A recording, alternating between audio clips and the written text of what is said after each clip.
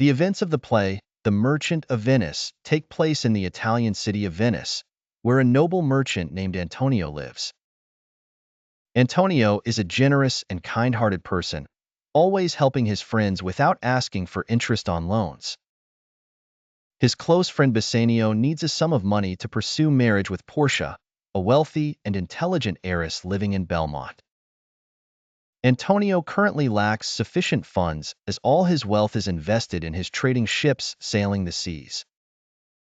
Therefore, he decides to borrow from the Jewish moneylender Shylock, whom he despises for his cruel treatment and greed.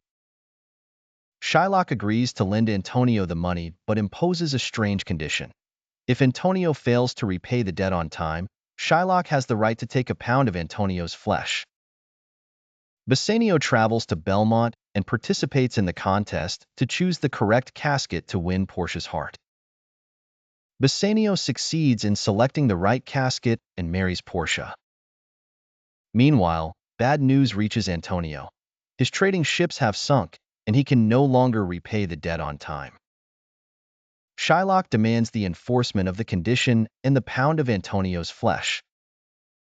The case is brought to court, where Portia disguises herself as a lawyer and defends Antonio. Portia uses her intelligence and legal arguments to prove that Shylock can take a pound of Antonio's flesh, but without shedding a single drop of blood, which is impossible. Thus, Antonio is saved from his dreadful fate.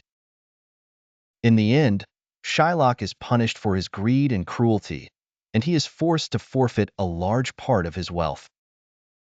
Antonio returns to his normal life, and everyone lives happily ever after.